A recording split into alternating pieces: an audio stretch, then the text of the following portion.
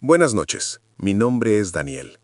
Si estás escuchando esto, no debiste aceptar el turno de las 9, porque en ese McDonald's de Tepozotlán, Estado de México, el restaurante no abre. Despierta. No voy a contarlo como historia, lo voy a contar como pasó, sin adornarlo. Me dieron una hoja el primer día. No era capacitación, era una advertencia. Y antes de leerla completa, alguien me dijo algo que no he podido olvidar. Cada regla tiene castigo. Ese día vi 9. La 10ª me la quedé yo. La hoja decía: Bienvenido a McDonald's. Si estás leyendo esto, te contrataron. Por favor, lee con atención. Estas reglas no son opcionales. Regla 1. Tu turno empieza a las 9 a.m. Si las puertas ya están abiertas a las 8:59, no entres. El restaurante todavía no está despierto. Regla 2. Sonríe a cada cliente. Algunos de ellos no están aquí para pedir comida. Están aquí para ver si todavía pareces humano. Regla 3. Si alguien pide una caja feliz sin que haya un niño presente, no hagas preguntas.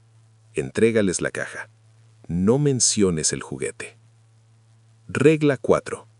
Si un pedido aparece en tu pantalla que tú no ingresaste, no lo canceles. Ese cliente ya pagó. Solo que no hoy. Regla 5. A las 11:17 a.m., un cliente te preguntará: ¿es difícil trabajar aquí? Responde no. Si dices la verdad, cubrirás su turno mañana. Regla 6. Si tu mano toca la de un cliente al dar el cambio, lávate las manos inmediatamente. No te mires en el espejo del baño. Podrías ver quién realmente fichó. Regla 7. Si un cliente pide algo que no está en el menú y todas las pantallas se congelan, toma el pedido. El sistema lo rechazará. Él no. Regla 8. Si alguien sale del baño y pregunta ¿por dónde está la salida?, no respondas. La gente que sabe cómo irse no pregunta. Regla 9. Si la hora del almuerzo de repente se queda en silencio y la cocina deja de hacer ruido y todos te están mirando, cierra tu caja registradora y entra al almacén. No te voltees. Cuando termine tu turno, quítate el uniforme. Si la placa con el nombre no es tu nombre, no lo reportes. La gerencia ya está decidiendo si vas a volver. Cuando terminé de leer, me reí por dentro. No por valiente, por ignorante. Llegué a las 8:55. Afuera había neblina baja, de esa que se pega a los trailers. El estacionamiento olía a gasolina vieja y a café en termo. El letrero amarillo brillaba normal. Un Oxxo a nado, un paradero, gente de paso. A las 9:59 miré la entrada. La puerta estaba abierta. Apenas. Adentro estaba oscuro, sin movimiento, y aún así sentí que el aire de adentro se veía pesado, como si el lugar estuviera guardando el aliento. Me quedé afuera, no entré. A las 9 exactas se encendieron las luces de golpe, todas al mismo tiempo, como un parpadeo. El aire cambió de repente como cuando prendes un ventilador, y la puerta hizo ese sonido normal, ese pss, como si hasta ese momento hubiera decidido comportarse como puerta. Entré. Lo primero que me pegó fue un olor que se repitió todo el día. Detergente barato mezclado con grasa fría, como si hubieran limpiado con agua vieja. El gerente se presentó como Héctor. No me dio la mano. Me midió y señaló el uniforme. Póntelo, y no te hagas el chistoso con las reglas, dijo. Me lo puse y salí a caja. Héctor me explicó lo básico sin verme mucho. Cómo marcar pedidos, cómo abrir caja y cómo hacer corte. Todo normal. Antes de irse a la oficina, bajó la voz. Si hoy te sientes observado, no te defiendas, nomás cumple. Empecé a atender. Los primeros clientes parecían normales, pero había un patrón raro. Pagaban y se quedaban mirando, como si el producto no importara. A los pocos minutos entró un señor con gorra y botas, de esos que parecen vivir en carretera. Se acercó a mi caja. No pidió nada, solo me miró la cara fijo y dijo, sonríe. Yo sonreí por educación. Él negó la cabeza, lento, como decepcionado. No así, sonríe como humano. Ahí fue cuando dejé de creer que era broma.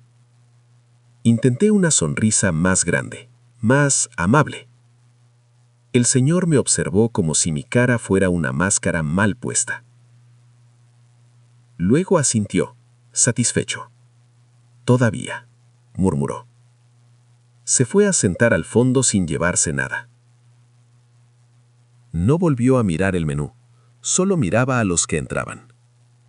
Después, una mujer se acercó a mi caja. No traía niños, no traía nada. Una caja feliz, dijo. Yo miré alrededor por costumbre y me detuve. No había niños. No pregunté, no dije nada. Marqué la caja feliz. Pagó con monedas exactas, como si ya supiera el total. Le entregué la caja cerrada. Ella no la abrió. La apretó contra el pecho, como si fuera algo frágil, y me sostuvo la mirada un segundo. Gracias. Hoy sí me lo van a devolver, dijo. Se dio la vuelta y caminó hacia el baño. Ahí entendí algo simple. Esa caja no era un juguete, era un intercambio. 10 minutos después mi pantalla pitó. Apareció un pedido completo. Yo no había tocado nada, no había cliente enfrente. Mi instinto fue cancelarlo. Antes de hacerlo, miré la hoja en la pared. Regla 4. No lo cancelé. Mandé el pedido. La cocina se encendió como si alguien hubiera apretado un botón desde adentro.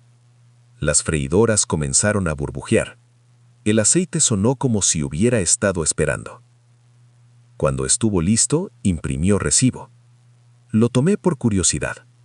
La fecha no era de hoy. Era una fecha vieja, de otro año. Y abajo decía pagado con un método que no existe. Dejaron la charola en la barra. Nadie la recogió. Pasaron unos segundos. Y entonces sonó el timbre de pick-up. No se abrió ninguna puerta. No entró nadie. Solo sonó el timbre como si alguien invisible hubiera levantado la charola sin tocarla. Héctor salió de la oficina como si estuviera escuchando. Me vio y preguntó directo. ¿Lo cancelaste? Yo negué. Héctor soltó el aire aliviado. Bien. Si lo cancelas, te lo cobran. ¿Quién? Pregunté. Héctor no respondió. Solo dijo, no canceles. Y sonríe. A las 11:10 empezó la hora de lunch. Llegó gente de verdad. Familias, señoras, niños. Ruido. Por un momento sentí que lo raro se iba a disolver. A las 11:17 exactas, entró un hombre demasiado limpio para autopista. Camisa planchada, zapatos sin polvo, manos limpias. Se formó como cualquier cliente. Cuando estuvo frente a mí, no miró el menú. Me miró a mí y preguntó, ¿es difícil trabajar aquí? Quise decir la verdad. Quise decir sí, pero la regla 5 estaba hecha para eso. Respondí, no. El hombre sonrió apenas como quien aprueba un examen. Eso pensé. Entonces todavía hay cupo, dijo. Pagó con un billete impecable. Cuando le di el cambio, sus dedos tocaron los míos. Fue un roce mínimo. pero sentí el frío subir por el brazo como si hubiera tocado metal mojado. Me fui al baño. Abrí la llave y me tallé las manos con jabón como si pudiera borrar el contacto.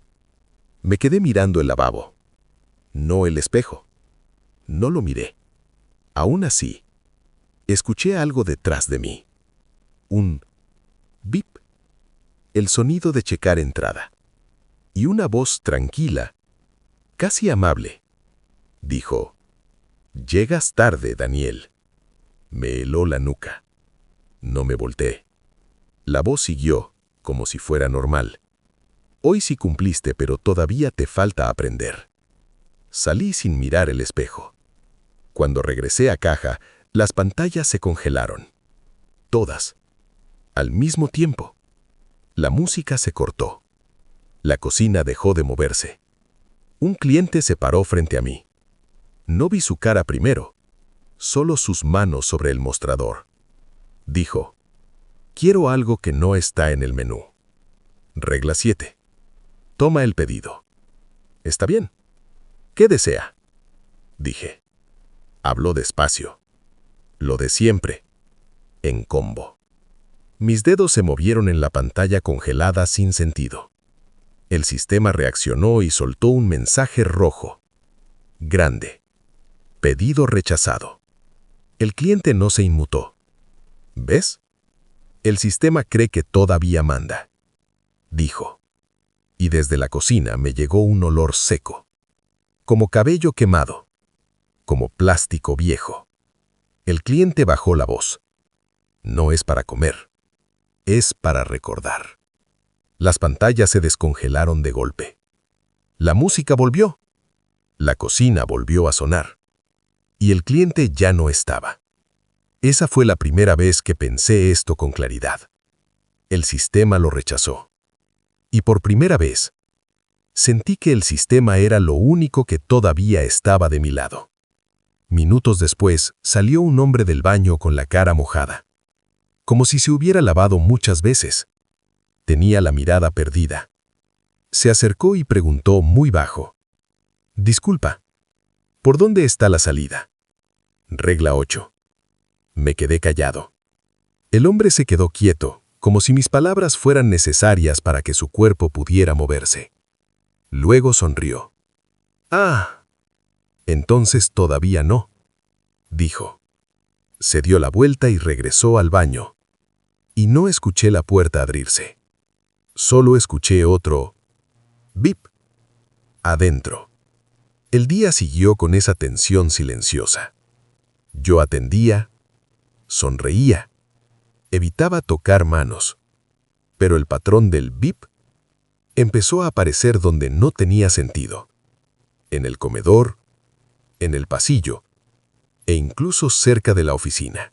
Como si alguien estuviera fichando en diferentes partes del restaurante, marcando turnos que no eran de empleados. Y entonces llegó lo peor. Hora de lunch. Había ruido, charolas, niños, el caos normal. Y de pronto, silencio. No bajó el volumen, se apagó. La cocina dejó de hacer ruido, el aceite dejó de sonar. Los clientes se quedaron quietos. Y todos me miraron. Empleados, clientes, incluso el señor de la gorra al fondo. La regla 9 me cayó encima. Cierra tu caja y entra al almacén. No te voltees. Cerré la caja con dedos temblorosos. Caminé al almacén sintiendo las miradas en la nuca como agujas. Abrí la puerta, entré y cerré. El almacén olía a cartón húmedo. Afuera escuché pasos. Muchos. Pasos arrastrados, como de gente descalza. Y una voz desde el otro lado, idéntica a la mía, dijo: «Daniel, ya terminó. Ven». No respondí. La voz insistió calmada: «No pasa nada. Solo ven a firmar salida». Escuché Núñez raspar la puerta, despacio. «Si no sales, te quedas», dijo mi voz. Me quedé inmóvil. Entonces escuché el sonido de una caja registradora abriéndose allá afuera, como si alguien hubiera decidido abrir mi caja sin mí. Los pasos se alejaron y el mundo volvió. Música, cocina, voces. Como si el restaurante hubiera parpadeado. Héctor abrió la puerta del almacén. No parecía sorprendido. Parecía cansado. «Ya casi acaba tu turno. No te vayas sin quitarte el uniforme», dijo. A las 5 terminó. Fui al vestidor, me quité el uniforme, lo doblé. Agarré mi gafete y ahí se me fue el aire. No decía Daniel, decía Héctor. La regla 10 decía que no lo reportara, y no lo reporté. No porque obedeciera, porque entendí que reportarlo no serviría de nada. Salí al pasillo buscando a Héctor. La oficina estaba abierta. Adentro no había gerente. Había un tablero lleno de gafetes. Decenas. Cientos. Algunos viejos y amarillos, con tipografía distinta, como si llevaran años ahí. En el centro había una caja transparente con cinta y una etiqueta. Fichados hoy. La abrí. Adentro había recibos con fechas imposibles. 30 de febrero, 32 de abril. Y uno recién impreso, todavía tibio. Lo tomé. Era mi recibo. Y yo no había comprado nada. Decía, una cajita feliz, sin niño, pagado. Solo que no hoy. Recordé a la mujer abrazando la cajita como urna. Esa cajita no era una venta, era un intercambio. En ese momento sonó el timbre de pick-up en el comedor. Me asomé desde el pasillo y vi a alguien sentado al fondo, con mi uniforme, con mi postura, con mi cara, sonriendo demasiado. Frente a él había una cajita feliz abierta. Metió la mano y sacó el juguete. No era un juguete, era mi gafete, el que decía Daniel. Se lo puso en el pecho y levantó la vista hacia mí. Me miró como si por fin me reconociera y dijo con mi misma voz, «Gracias por cubrirme el turno». La pantalla grande cambió. No era publicidad, era un mensaje del sistema. Siguiente en caja, Héctor. Yo sentí que el cuerpo se me vaciaba. Héctor no era una persona. Héctor era un puesto. Un nombre que el lugar usa cuando decide que ya no eres tú. Salí de ahí sin discutir, sin correr. Llegué a mi casa con el gafete en la bolsa. Abrí la puerta normal. Entré. Y en mi mesa había una hoja, igual a la del trabajo. Misma letra, mismo tono, misma grasa vieja en las orillas. Solo que arriba venía mi nombre. No Daniel, Héctor. Y abajo venía una línea extra escrita a mano. Mañana llega uno nuevo. No te vayas a equivocar a las 8:59.